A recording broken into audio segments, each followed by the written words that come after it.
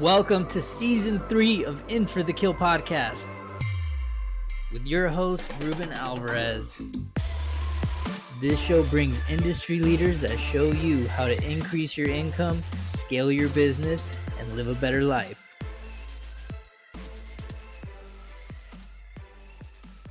Welcome back, everybody, to another episode of In for the Kill. And today we are talking about a very interesting subject. I don't know if anybody has the idea of becoming a manufacturer one day to where they want to create a product where they think that it's just one of the most interesting things to be able to deliver a physical product to a consumer and have them have some sort of problem fixed. But that to me, I've loved that.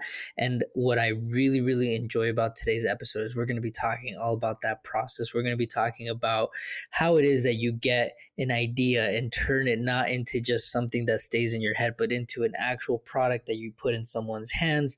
And who else could we talk to about this other than Mr. Callie Keene from the Red Blue Collective, founder and CEO. Callie, I appreciate you doing this episode with me today, man. And as you can tell, I'm very pumped about it. Hey, Ruben, it's nice to be here. Thanks for having me.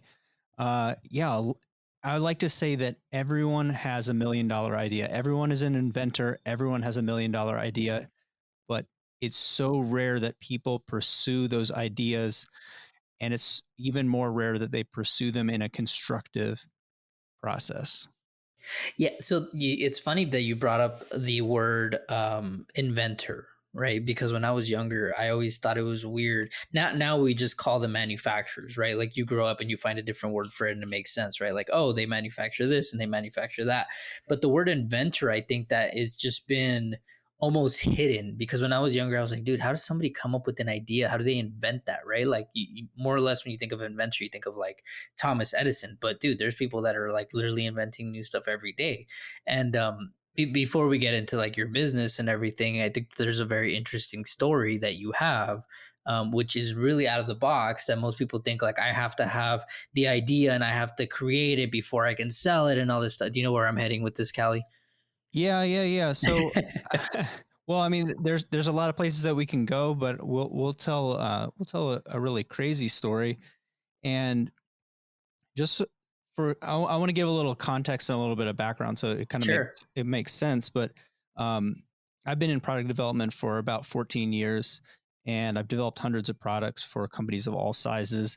And it's really interesting that the game that entrepreneurs play, or at least the rules to the game that entrepreneurs follow, is not the rules that successful businesses follow. Like the metaphor that I'll give is that Boeing doesn't build a fighter jet and then ask the US government if they've ever wanted to fly.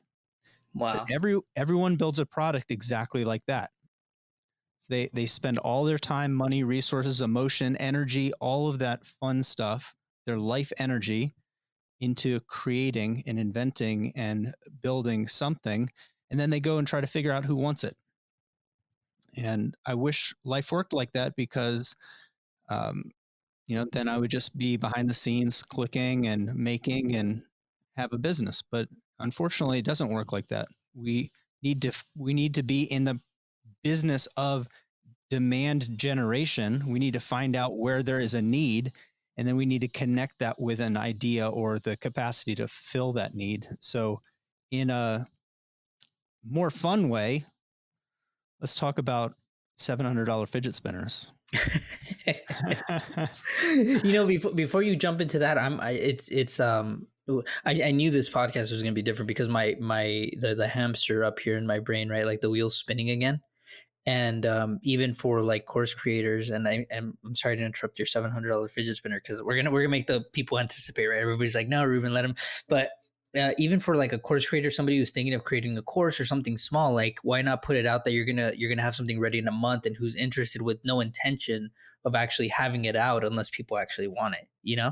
So I'm sorry, that's my mind's going all over the place. Go on with your $700 fidget spinner. Exact same thing, right? Is that we're all multi-talented, multifaceted people, and you could probably, I mean, and I'm saying you specifically, Ruben, you could probably put out a course on a dozen different things, but you don't want to spend all your time putting out a dozen courses. You want to do the one thing, right? The one thing that the people you can reach need so badly that it leads to you developing the next thing and growing and doing all that. But for some reason, people that identify as inventors, they're obsessed with ideas instead of obsessed with their customers. So, yeah, I went around speaking and talking to people about product development and what that process looks like professionally. And then also by extension, what that process looks like for somebody starting a business. What does product development look like inside of somebody's business? And people had excuses. Their excuses were like, well, I don't have a manufacturing facility. You know, you've got this, you know, you've been in business, you have all of this equipment, you have the funding, I don't have the funding. You know, you have the time because this is what you do, I don't have the time. And I took on all of these constraints, and we actually launched a Kickstarter, did a series of educational seminars called Start to Kickstarter Launch in 20 Days. And we went from a clean sheet of paper to a live Kickstarter launch, showed people how to come up with the idea, how to run the ads, how to build the marketing list, how to build the landing page, how to transfer all that stuff into Kickstarter. We did 30K on Kickstarter and then 10K in pre-orders after that. So in 60 days, I had 40K in my bank account. And then we parlayed that into the next thing because people just had more excuses. Their excuses were like, well, you know, you picked a fidget spinner. We sold a $230 fidget spinner on Kickstarter, and people hadn't really heard about fidget spinners yet. So they were like, I wouldn't buy that. It would have to be $5 or $20 at the most. This is dumb. You'll never be able to grow this into a business. You can't scale it. And so I made another class called How to Scale a Niche Product, right? Mm. So how to scale a niche product into a business. And our first product in that business was a $700 fidget spinner. And I did it, one, because it was really a fun project. It got a lot of attention.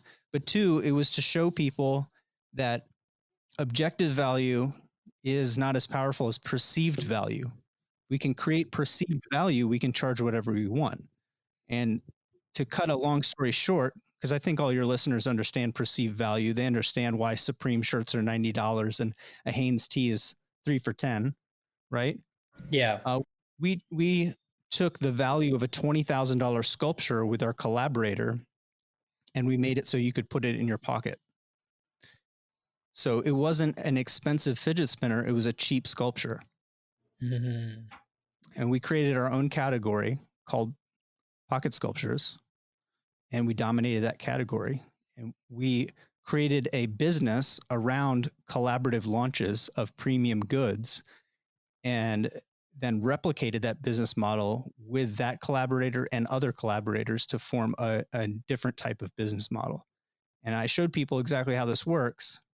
I got less excuses a lot, but I got a lot of questions. And I've been telling this story for years, but this is exactly how I step into people's company. And it's not just me connecting with manufacturing resources or, you know, great marketers or, you know, whatever the pieces that they need, the resources. It's about thinking laterally like this. And I push people to do premium products so they can dominate the competition with collaborative launches. So joint ventures. And yeah, $700 fidget spinner. $700. Yeah, I'm looking at like different concepts, and I'll probably can't find the ones that you're doing, but I understand where you're coming from, right? Like the whole perceived value thing. And I wanted to touch on the whole everybody creates something and takes a risk the way that you're saying, right? Like you're saying, like put something out into the market, see if it works, and it's a lot of like trial and error until you find the one thing, right? But where it's backwards is everybody thinks they have to put the time and energy and dedication into a product because it's like, if I don't make it, how will people know, right? Instead of saying, let me test the idea, not the product, Yeah. So which we is tested the insane. idea and we showed people some of the process of developing that prototype of that item. Mhm. But then we sold them all from an Instagram picture. So we pre-sold $700 fidget spinners all over the world. We sold over 150 of them in a week and a half, and then we made them. Yeah. You know, so that's the thing is like if you can up that value, people are willing to, they're willing to wait. If it's limited edition, people are willing to wait, right? If Hmm. it's connected with somebody that they already have a huge amount of brand equity or trust in there, they're willing to wait. You're making a basketball camp, you might get a few kids to join. If you're partnered with Michael Jordan, you have a line around the block, right? So it's like, who is that person for you? And like, how can you test ideas of the value you're going to bring them to, so you can bring extraordinary value to the market? And I don't know. That's how you do it without spending a bunch of money on Facebook ads. Yeah. Well, you're always going a step above, right? Like you're basically taking the process that most people do, and you're going, what's above this whole process? What's the next thing that nobody else is really looking at? Which is, I think that there's a fear to it, right? Because no one is doing it. So it's like, hey, I create something, I put it out there, people buy it or people don't. That's what's normal, right? And the quotes in the air, normal. But when you're like, hey, why don't you just create the idea and then go sell it? They're like, well, that's not normal. Then I have to create it in manufacturing and find all the resources. And it's like, well, but you're gonna find them anyway. Well, Yeah. if you're gonna create it, you're gonna find those resources anyway. So yeah, what do you think that it's fear? I mean, why is it? Do people just not know? What's holding them back from doing it this way? Yeah. Is So that what there's the a, Red Blue Collective is? well, it is certainly a component of people that I work with either on the coaching or consulting basis. And the first module that usually the first like spiel that people get in when I talk to them, I call overcome all advantages. And there's a lot of built-in baggage that people have from the like linear growth that our society provides for people. And we have this advantage of like, we went to school, we went to college, we got a job, we got a house, and everything is like, we can see the path. It's linear, right? But business doesn't necessarily work like that. It's not a I'm going to do this thing, and by brick I'm going to build a house. There's setbacks, and then there's extraordinary wins. And we're able to achieve exponential or geometric growth. So people, they have fear because there's unknown, there's uncertainty. We will need to turn that uncertainty into novelty, which excites us versus creates fear, right? So there's these human needs that we're trying to go after and fulfill through the business, but we're ingrained because of how our culture sits, is to say like, hey, there's this, like, we're going to go step by step and you're going to know exactly what to do and scale and grow. Whereas good business, fast growing business and products are more of like, we're going to explore, we're going to experiment, we're going to train ourselves to see opportunities, and we're going to try as many things at low or no risk as we can, right? And then when we see something that works, we're going to go all in. We're going to, Hmm. or I say, we're going to do it. We're going to do it until the government tells us we can't do it anymore. Right. We're going to find one dumb thing and we're just going to do it to the logical limit that we're allowed to. Yeah, it almost seems illegal, doesn't it, to be able to sell something that's not even there? Yeah. I mean, well, you can, we got for that first launch, we got our PayPal frozen. So that's kind of like the non-sexy things that people don't want to tell you about, but I'm happy to, because we sold so fast and so hard in that project that PayPal flagged it as it had to be a scam. And then when they called us and talked to us and we said, hey, we're selling a $700 fidget spinner, that's why you see like in that account there's maybe 70, 80, $700 transactions. They were like, no, it's definitely a scam. Right. So they froze all our money, and we had to use our other merchant processor to fund the project and then work with PayPal to get the money out. But like, yeah, it almost seems illegal, but then you go to Kickstarter and you go to Indiegogo and Mm. you go to, in my case, scaling up from that, you go to venture capital and private equity and other types of investment vehicles or these innovation challenges, and you start seeing this pattern over and over and over again, is that if we're able to prove traction either from our background, our experience, our team's experience, our intellectual property, our branding, or some combination of those things, then we have access to this like next level of opportunity.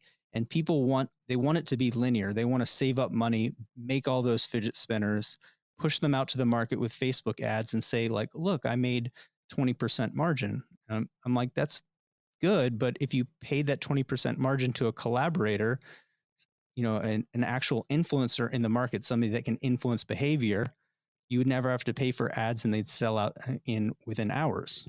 Right. So we need to think, we're not trained to think non-linearly like that. Correct. Yeah. So here's a more specific question, right? Do you work primarily with people who are trying to create new ideas, like let's say the fidget spinner, right? Or with people who want to make or like buy something that's already been made and rebrand? Yeah, that's an awesome idea. So it's a great question. So um, what I actually do, because a lot of people, even people that have an inventive idea, they're putting kind of all their eggs in one basket. They're putting all their risk in one category. So I show them how we can use a model I call traction products. It's a series of products that have low investment and low risk to higher investment, higher ownership. So we can do things like if you had a business and you were selling your original product, we need to have a product portfolio. So we can do things like sell other people's product.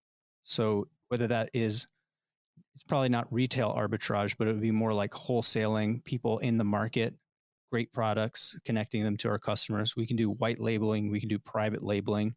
But that's how, when you buy a unique product, like it comes with a cutting board or it comes with like this other accessory, these companies aren't like manufacturing all these items from scratch. At least initially, the growth is that if I'm doing e-commerce, I want my cart value to be a certain amount. I want my products to, I want the order to be a certain amount to cover customer acquisition costs and fulfillment costs and, customer service and all those other things. So like, how do we create high growth really fast is by using all of those strategies. Somebody that's just starting, like I have them build a community, start selling things into the community that might not even be theirs. Then we move into white labeling. But somebody that already has a product, the easiest way for them to grow their revenue is to start selling other products. They're another product of their own and other products in the market. So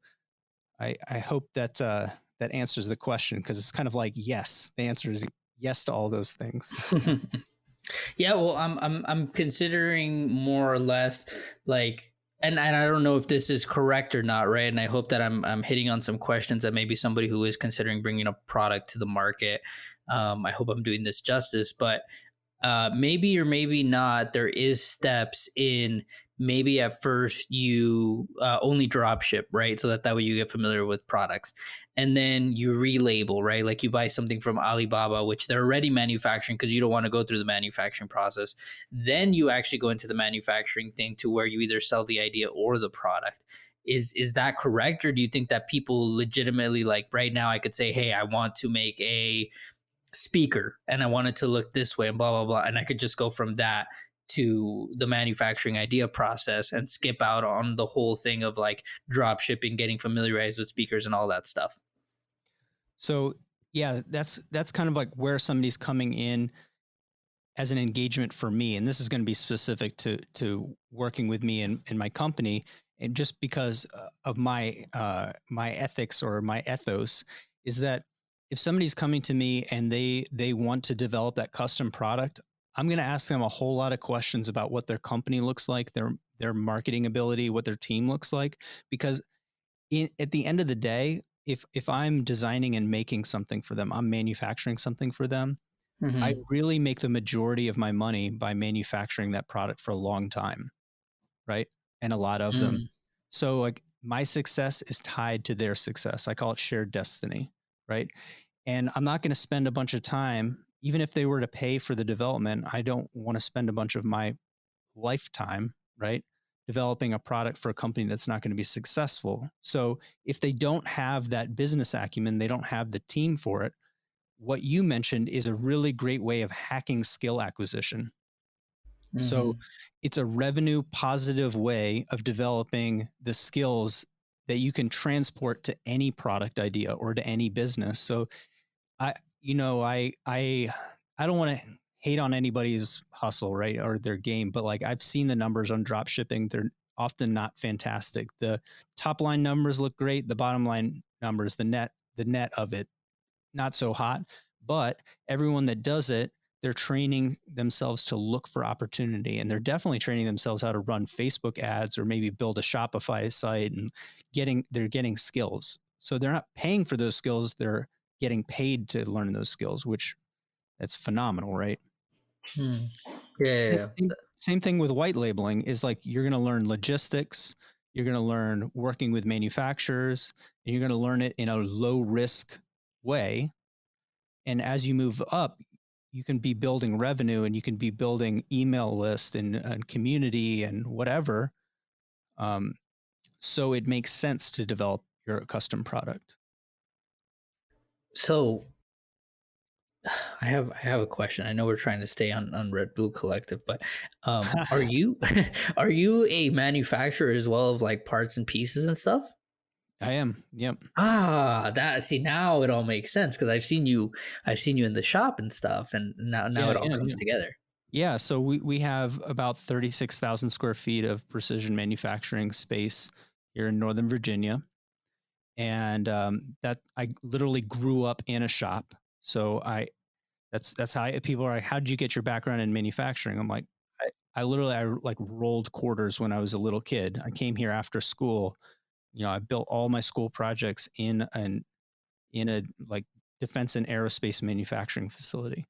Yeah, and that makes a lot of sense now too because the manufacturing that I know has been very blue collar products, right? Like it's what's it called? It's a lot of metal pieces, chassis, motors, all that kind of stuff. So I understand. It's funny how I've always been like, why are we speaking the same language? But I think it's because we're talking about the same parts that are being created, right? And I think when you think on that level of like parts and components to a product, you're really able to see all of it that goes into it because it's not like what people see. It's not a one deliverable product that you're just like, oh, it's a phone. You're like, no, there's like 900 components that go into that piece of thing, you know. So Yeah. it makes a lot of sense. So now the Red Blue Collective is you showing people that all those pieces that go into it sometimes don't actually need to be created, but when they have been created, this is the way that they go. Like you show them not only, I'm sorry, I'm like going in circles, but just to clarify, you're going not only from pre-frame to next step to last step to sale to manufacture, and you just bring it all together. Yeah, that's right. Because I've developed so many products that gave me this opportunity to see inside of hundreds of businesses, right? Because if I'm doing the design for manufacturing, I'm doing the mechanical engineering, I'm doing the value engineering, I'm doing the supply chain management for these companies as they go from a conversation at my table to acquired by a international like defense contractor. I see all these steps, and I realized like for them to be successful, for us to be able to make it, those things were tightly correlated together. And so I started offering a little bit more on the kind of the business consulting end of that. So managing the projects versus doing what they ask, they're doing my formula for developing the products. And I really enjoyed that. But Yeah, I was just gonna say it's a really interesting position that you're in because it falls back into the new style of entrepreneur versus the old style of entrepreneur, right? Like there's a lot of businesses out there who have helped a lot of other businesses take their products off the ground. But if you speak to somebody like what's one of those old school traditional ones, right? Like let's say even a lawyer. Most lawyers will not create a podcast because they don't know how to maneuver around the difficulties of being able to show themselves in a different light. So they just become lawyers and they never really become a persona or they're able to help other people, right? And I think that it's very similar in this industry to where it's very much so like if you're a manufacturer, you're pretty much making like good money, you're helping a lot of people, you're seeing all the systems and processes, and it's like, well, why do I go and help other people do it? Like I'm already good enough to where I'm at.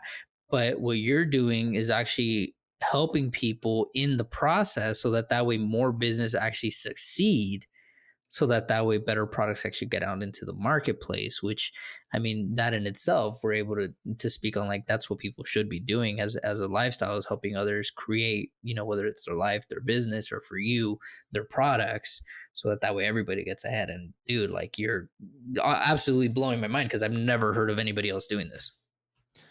There's only a couple people that are doing it, and it's interesting because even the people that do it well, they don't have the manufacturing background. They're just they've been around product and kind of understand the product side of it.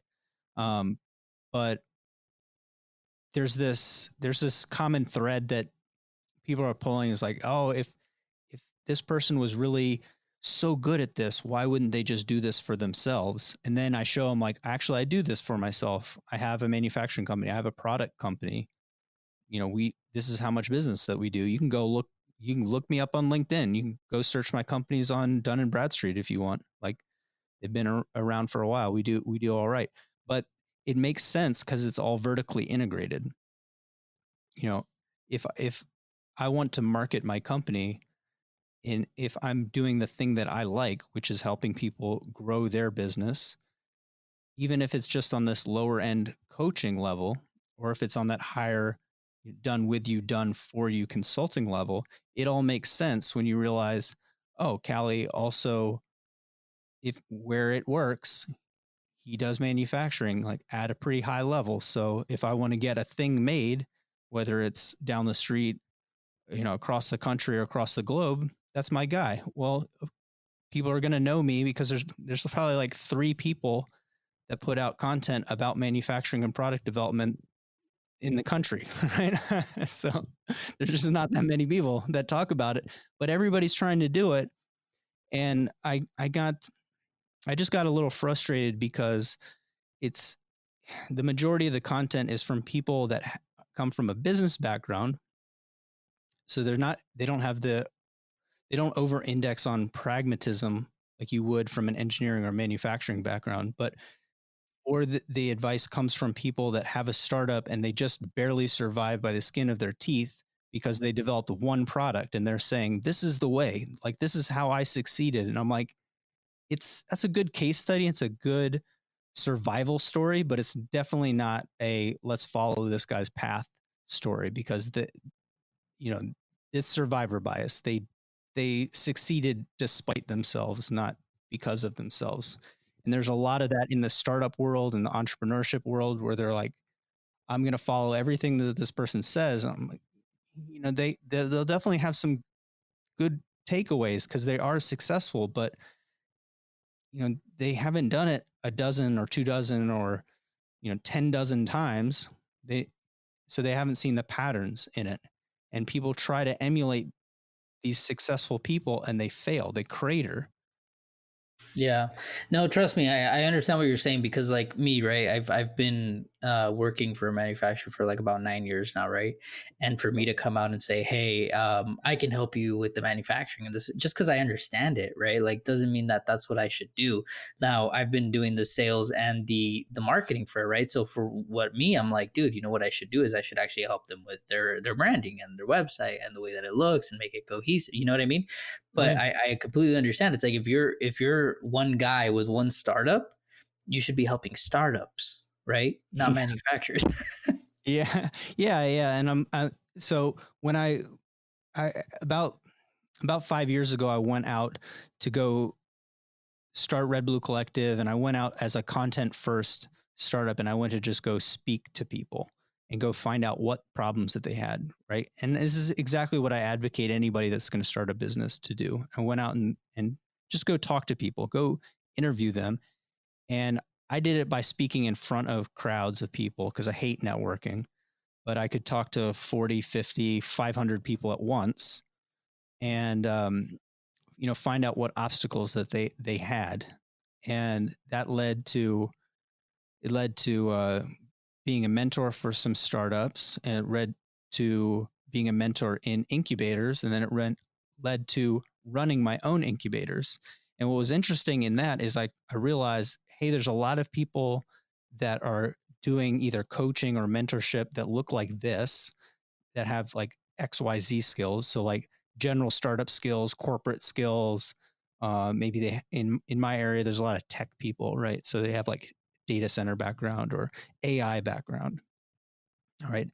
But nobody had a manufacturing or actual physical product background. So I chose to ignore the fact that I can code and just say, this is what my niche is. This is how I'm going to present myself. And that kind of led to what I'm doing, today with the product strategy and working with e-com companies and all that stuff. So kind of, Yeah, I mean, you have to know where you're gonna go, and it doesn't always. It's what we've been talking about, right? Like you test an idea, and it doesn't mean that you necessarily have to test the product. You just test the idea and then see if there's even a need for it. So, yeah. but Callie, we're getting close to the end of the episode, and I'm not rushing you in any way. I mean, we still have time, but I just want to ask, like, is there anything that I missed or anything that you want to talk about before we do close up the episode?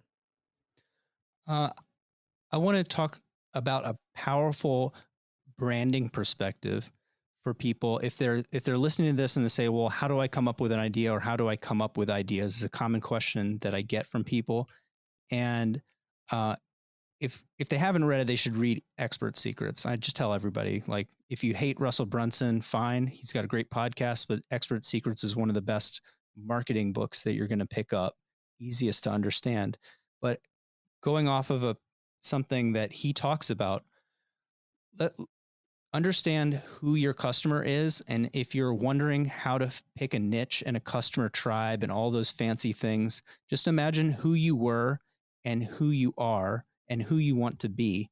And you should look, if you are struggling with this, you should look for people who are who you were and teach them how to become who you want to be, right? That transformation of A to B, you can sell inside that transformation a human emotion and a powerful story.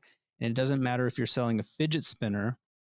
What we're really selling is belonging, like community, right? Novelty, these powerful human emotions. And once we understand the journey from A to B, from was to will be, we can see all the opportunities, including our products, are facilitators in that journey. They are something that will facilitate someone's transformation from where they are to where they want to be. And you'll notice that those people that you thought were competitors are partners, right? You'll notice that you don't have to just sell something that's exactly like what you have. You don't have to say, I sell shampoo, so I'm going to sell conditioner. You can sell anything that makes that person feel confident, right? And this is super, super powerful. And we get into it every day with people. And that's how we build their product portfolios. That's how we build much, much better brands versus just selling products. So think about who you're serving and what story you're selling, not just what product. That's my 2 cents. No, I agree with you with the book too, because I was never really a big Russell Brunson fan either. And after I read it, I was like, this guy, he knows his stuff. Like you got to respect people that actually know what they're talking about. So, but yeah, man. So I appreciate you taking the time today to do this episode. I mean, I think it's probably one of the most informative episodes that we've had, and I know that the people who are actually looking for this information are going to be really wowed with like how clear and concise like they're able to now generate an idea and go off of it. But for the people who still have more questions, what's the best way for them to reach out to you, or if they want to learn more about you? Well, my name's pretty unique, so you can easily find me on Instagram, Facebook, LinkedIn, Clubhouse. But yeah, just DM me on Instagram. That's good enough. Okay, and then the website, the Red Blue Collective. Yeah, redbluecollective.com. Okay, and then on there they can schedule a call, right? If they wanted to speak with you more about this. Yep, that's right. You can go, if you go to redbluecollective.com/MLM, MBA. That's Misfit Brand Academy. Mm. That's the group coaching, and there's a bunch of book to call. Anybody who listens to this, I'll do a 45-minute strategy call with anyone reviewing my framework versus what they're trying to do. And I promise you'll get a ton of value out of that, whether we move forward or not. What I tell people is at the end of that call, you'll either think that you've got a crazy amount of value or you'll just think that I'm crazy. But either way, we can move forward and we can get on with our lives. I mean that's the way that it should be, right? Like I don't think Yep. that like what me and you have talked about, like the maybes, right? Like you don't want the maybe, you either want a yes or a no, and I think that you put it perfectly. So yeah, man. Again, I appreciate you doing this episode, and I appreciate for everybody who's stuck out and heard this episode for about 35 minutes now that we've been going. Definitely a lot of value in here. I definitely recommend that you guys reach out to Callie, even if you guys don't think that you have a product. I mean, you never know, there might be something hidden in there. There might be something that's just dormant waiting for it to happen, and I think that Callie's the person that'll be able to extract that from you and be able to make you feel really really excited and happy, and maybe even curious to see where it could go. So Callie, one more time, thank you from me, and thank you from all the listeners who are right now catching this part of In for the Kill. And for anybody who's still here, we will catch you on the very next episode. Thanks again, Callie.